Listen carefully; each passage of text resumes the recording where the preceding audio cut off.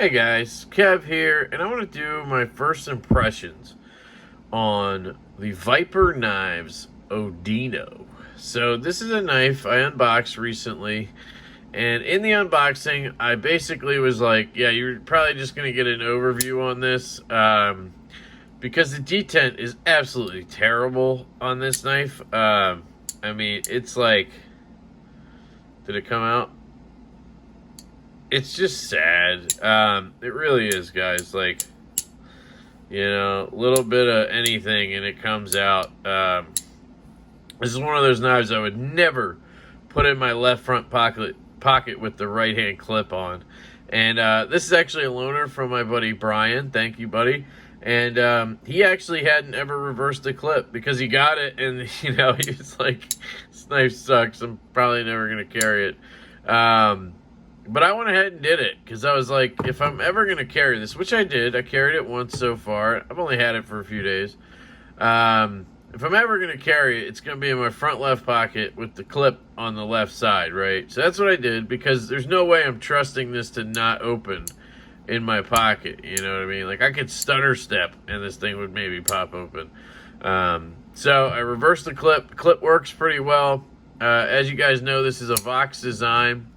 Right there's your Vox bomb. Of course, it's N690 Co, which sucks.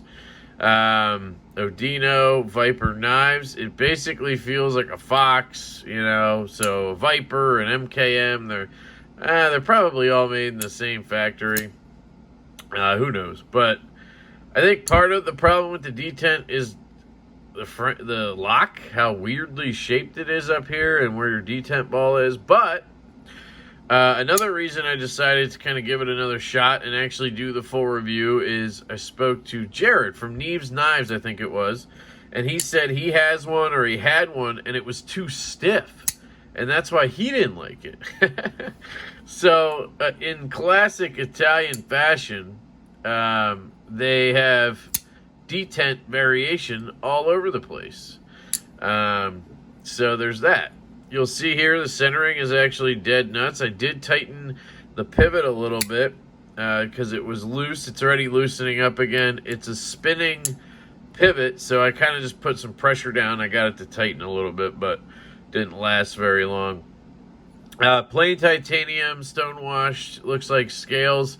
Absolutely no milling whatsoever inside of here. Let me see if I can get a flashlight up in here. So you can see right there, there is not a milling in sight anywhere, right? That little light you saw in there was the frame lock. That was the relief cut type thing right there. So it's pretty heavy, guys, for its size. Which I guess I'll show you that. Let's compare it to a couple things. I'll pull out the old Buggeroonie. And, of course, the Para 3. See there. It's basically that size, right? A little bit smaller than a Bug Out, about the same as a Para 3, right? Now, weight-wise, it's a bit chunkier than both of these, of course. I was actually thinking of comparing it to my new Chavez here. Kind of getting an idea. Yeah, so this thing is heavier. Pretty sure this thing is just a smidgen heavier. Maybe not even a smidgen, maybe 2 smidgens. And it's funny, I don't actually know how much this thing weighs. 4.5 ounces, maybe. Love this knife, by the way. So an excuse to take it out is fantastic. But it's obviously a bit smaller, right? You have a 3.5-inch blade, and this is maybe, 3 inches, 3.25. Vox doesn't make knives much bigger than 3 inches. So anyway, it's a heavy guy for its size is what I'm getting at. And I do want to note something about the action. And this is probably the main reason I decided to, fuck it, I'll still do the review, right? Process anyway. This is the first impressions, and I'll do a full review, so we'll see how it goes. But The reason I still want to do it is because for some godforsaken reason, if you give it a good flick, like if you just flick it like any old knife, like, hey, I'm gonna flick my knife, yo, it flies out, man. It actually feels pretty good. The thumb flick right-handed feels good, actually. Again, you have to really flick it. You can't try to like, oh, I'm gonna get a little pressure behind it and then I'll flick it, because that'll happen. You know, you have to go for it, right? But the flick works pretty well. I suck at it right-handed. Right there, you know, it works. But if I try to do my pressure thing that I always talk about, I mean, that thing's going to come out immediately. But just fidgeting with it, like, it's actually kind of fun, you know, and it does have decent closing action with a little bit of blade play, you know, but it's cool. It's very smooth. I got to give it that. Feels very buttery, as they would say. So, you know, I am impressed with it in that sense. I really like that it has a reversible clip. That's a big seller for me. The N690 is a big detractor for me because I really wish it was M390. And I think for whatever they're charging for this, I bet you it's close to $200, if not more. You should be getting M390 is essentially what I'm getting at, right?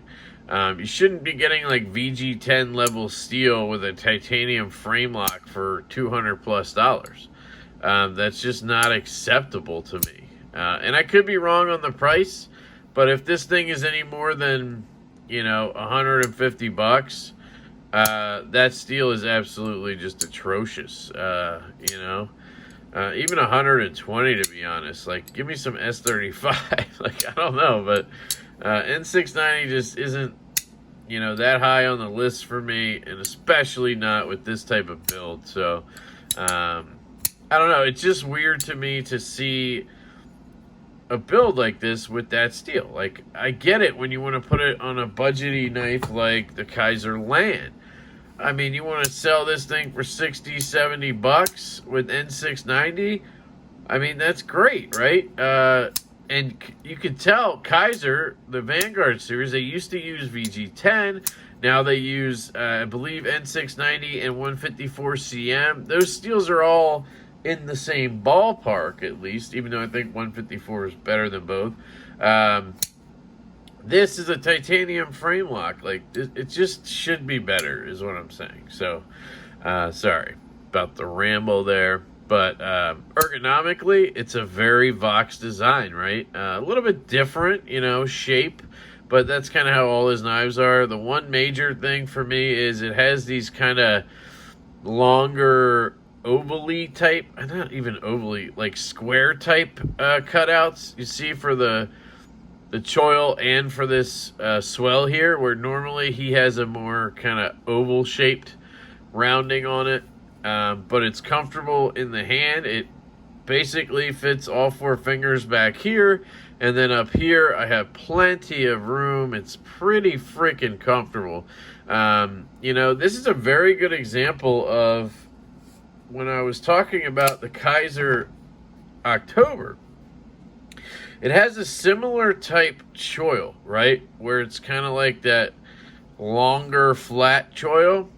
But you'll see here, this one goes from here all the way back to here.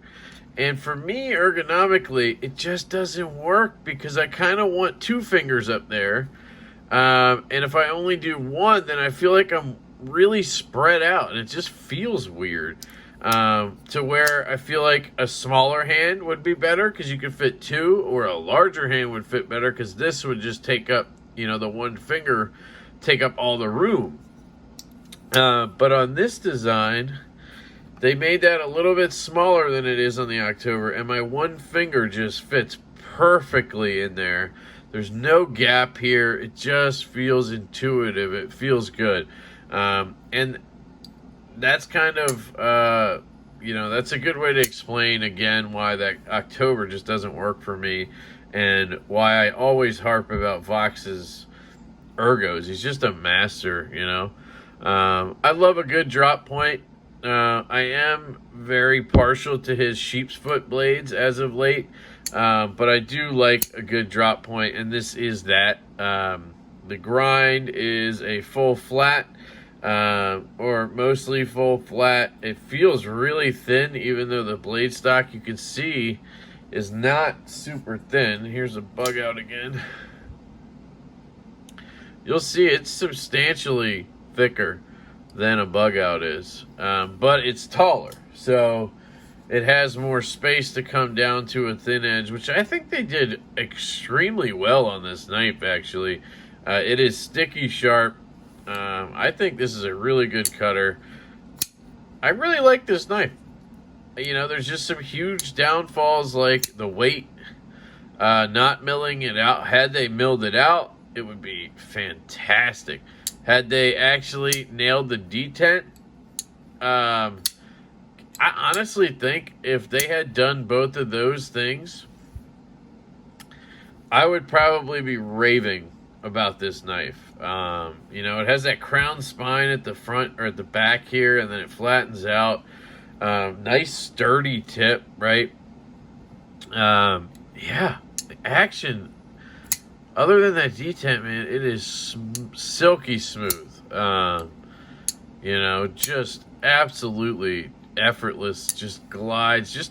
I mean, it's hard to explain the feeling, but there's no grit, there's no grime. It's just absolutely smooth. Yeah, I wish this was made better. You know, and I wish they used better steel. So mill it out, give me M390, and fix that detent, and we're in business, Viper.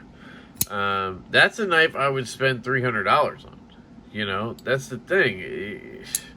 You're gonna sell it for $250 or whatever with, or $229 or whatever I bet it is, with N690, and no milling. If you had taken the time to mill it all out, put some M390 on it, you know, dial in that detent and charge $300, I would be raving about this for $300. I'd be telling everybody to go get one.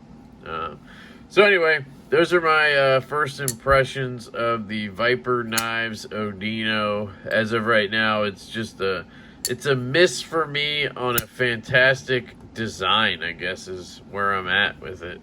So I really appreciate you guys stopping by. I really appreciate Brian loaning me his knives. I love you all so much. I hope you have a fantastic day, and I will catch you later.